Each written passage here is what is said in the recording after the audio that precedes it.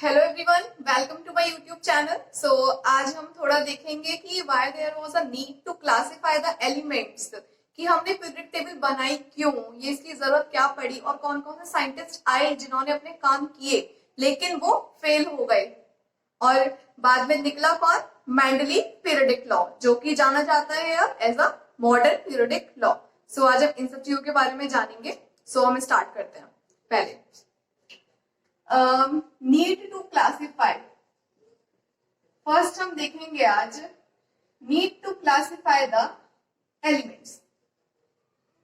वैसे भी ये चीज सबने नोटिस करी होगी, जब हम किसी भी चीज को, किसी भी लेंथी चीज को अगर हम टेबुलर फॉर्म में फिर टेबल्स में पढ़कर याद करते हैं तो वो हमें जल्दी याद हो जाती है, राइट? ऐसे ही 1800 में सिर्फ 31 एलिमेंट्स हमें पता थे, ओके? और 1865 में 63 एलिमेंट्स।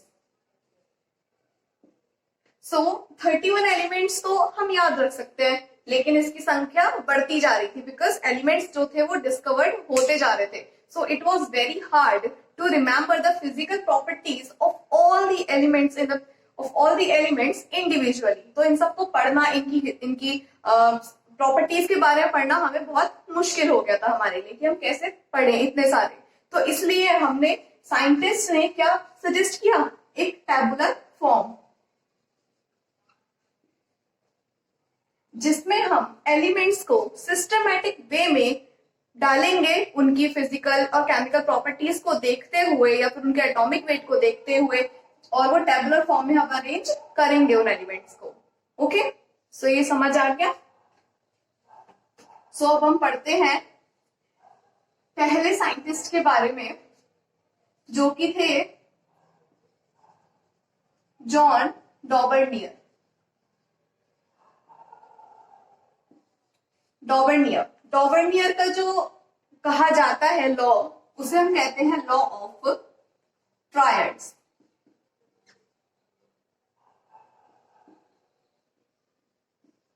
ट्रायड्स को रिलेट करो ट्रायंगल से। ट्रायंगल में कितनी साइड्स होती हैं?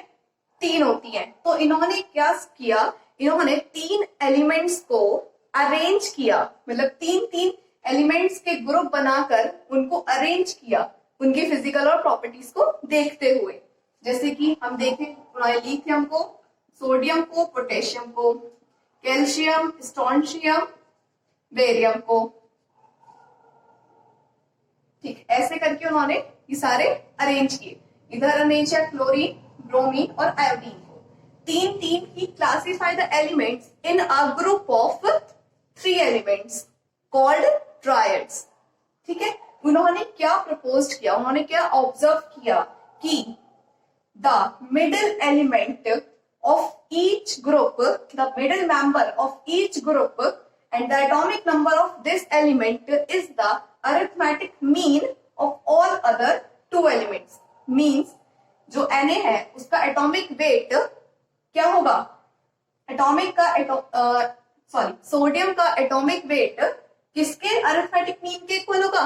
इन दोनों के, जो उसके सक्सेसिव और जो प्रेडिसेसर है, उन दोनों एलिमेंट्स का अरिथमेटिक मीन के इक्वल होगा। जैसे कि हम देखते हैं, थोड़ा लिथियम का है 7 होता है, सोडियम का 23 होता है, हमें पता चला है, और 39 होता है। अगर हम इन दोनों का अरिथमेटिक मीन निकालें तो वो 23 के इक्वल आना चाहिए। 7 + 39 अपॉन 2, अरिथमेटिक मीन ऐसे ही निकलता है।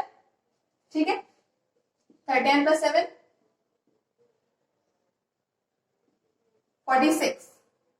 46/2 23। सो क्या है ये? The arithmetic mean of all other 2 elements is equal to the middle member of each triad atomic weight। ऐसे ही इसका कैल्शियम का होता है 40, इसका होता है 88, क्लोरीन का होता है 35.5, ब्रोमीन का होता है 80, आयोडीन का होता है 127, इसका होता है 137। तो ऐसे ही 40 + 137/2 किसके इक्वल आएगा? 88। 35.5 + 127/2 इज इक्वल टू 80। ऐसे बनता था law of triad.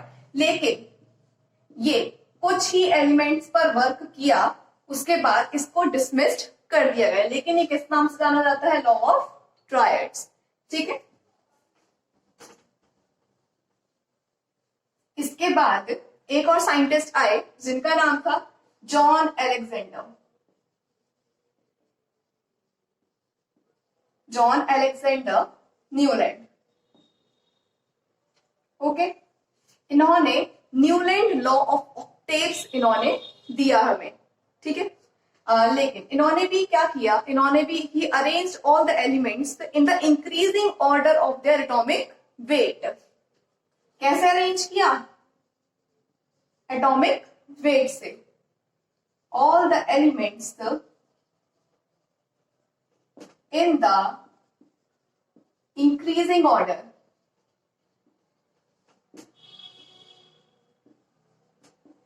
their atomic weight।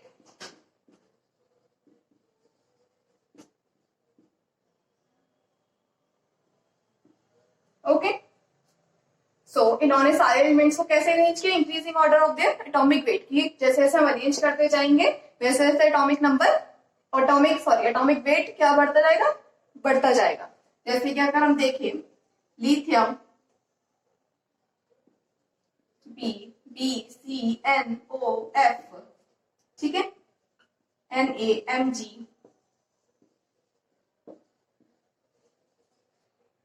ठीक है, और ये Kc। बट इनका ये जो चला, जो इन्होंने increasing order of the atomic wait, जो इन्होंने प्रॉपर्टीज वगैरह मिलाई, वो कहां तक चली? बस अप टू कैल्शियम तक ही चली वो सब। क्योंकि और इन्होंने एक चीज और बोली थी कि जो every eighth element had physical properties same to the first one. जैसे कि इसमें देखें हम 1 2 3 4 5 6 7 8, एट्थ एलिमेंट की प्रॉपर्टी किसके सेम होगी? फर्स्ट वाले के ज्यादा। फिर ऐसी 1 2 3 4 5 6 7, तो इसकी भी कैसे होगी? सेम होगी। मींस लिथियम सोडियम पोटेशियम की कैसी होगी? प्रॉपर्टीज सेम होगी। Every eighth element of the octave had similar properties to the first element. उन्होंने ये कैसे ढूंढा? म्यूजिकली, जैसे म्यूजिक स्केल में उनका ठीक बैठा, ऐसे ऐसे उन्होंने अरेंज कर दिया कि एवरी फर्स्ट ऑक्टेव, ठीक है, उसके अकॉर्डिंग इन्होंने बताया। लेकिन ये कहां तक वर्क किया? सिर्फ अप टू कैल्शियम तक, ठीक है। तो ये भी डिसमिस हो गया, लेकिन इसे जाना जाता है Newland law of octaves. Newland law of octaves, okay. उसके बाद आए Mendeleev.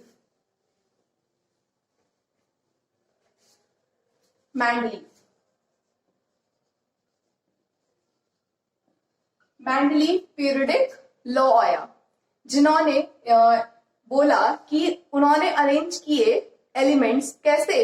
In the increasing order of their atomic wait. और उन्होंने ऐसा बोला कि फिजिकल प्रॉपर्टीज उन्होंने क्या किया? हॉरिजॉन्टल और वर्टिकल में अरेंज किए एलिमेंट्स। हॉरिजॉन्टल वे में मींस ऐसे, वर्टिकल मींस ऐसे उन्होंने अरेंज किए एलिमेंट्स को। अब जिन एलिमेंट्स की फिजिकल प्रॉपर्टीज और केमिकल प्रॉपर्टीज सेम है, तो उनको क्या रखा गया? उनको सेम ग्रुप में रखा गया, means vertical group. Okay, same group में रखा गया। जिनकी भी फिजिकल और केमिकल प्रॉपर्टीज सेम हुई उनको रख दिया हमने ग्रुप में, ठीक है। अब इन्होंने क्या किया? Increasing order of the atomic weight से अरेंज कर दिए सारे एलिमेंट्स, ठीक है। लेकिन इनसे भी कुछ मिस्टेक्स हो गई इसमें। जैसे कि हम अगर देखें आयोडीन और टेलुरियम, इसमें से एटॉमिक वेट जो ज्यादा है वो है टेलुरियम का। लेकिन अगर हम देखें मैंडलीफ की पीरियोडिक टेबल में, तो उन्होंने क्या कर रखा है? आयोडीन को फ्लोरीन, क्लोरीन, ब्रोमीन वाले ग्रुप में रख रखा है, क्योंकि आयोडीन की जो फिजिकल और केमिकल प्रॉपर्टी है वो किन से मैच करती है? फ्लोरीन, क्लोरीन और ब्रोमीन से मैच करती है। लेकिन अगर हम देखें एक जगह पे इनका ये लॉ जो है एक जगह पे सही बैठ रहा है कि इन्होंने सारे एलिमेंट्स को कैसे अरेंज किया है? Physical properties. लेकिन increasing order of the atomic weight नहीं है, बिकॉज टेलुरियम का ज्यादा है। ओके, सो ये चीज इनकी गलत थी। और इन्होंने में एक चीज और बताई, जो हमारा एल्युमिनियम और सिलिकॉन है उसके नीचे इन्होंने गैप छोड़ दिए थे, गैप्स। इन्होंने बोला था कि इसमें कुछ ऐसे एलिमेंट डिस्कवर होंगे जो कि इनकी प्रॉपर्टीज से मिलते जुलते होंगे, गैलियम और जर्मेनियम, जो कि बाद में डिस्कवर हुए,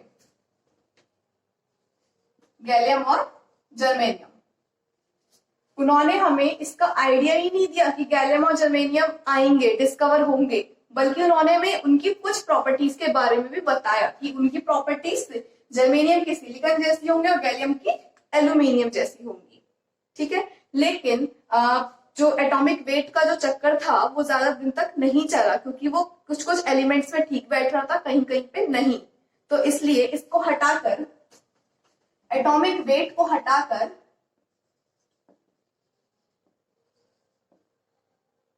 क्या आया, एक फंडामेंटल वे आया to arrange all the elements, that is atomic number. Fundamental way कहलाता है atomic number to arrange the elements in a periodic table. और जो कि मेंडलीव का पीरियोडिक लॉ है वो कैसे जाना जाता है अब, एज मॉडर्न पीरियोडिक लॉ, जिसमें मैं क्या बताता है, the physical and the chemical properties, means मैं ऐसे लिख रही हूं, the properties of the elements in the periodic table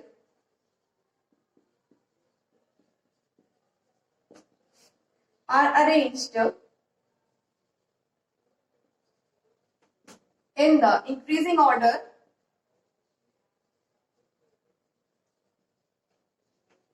of atomic।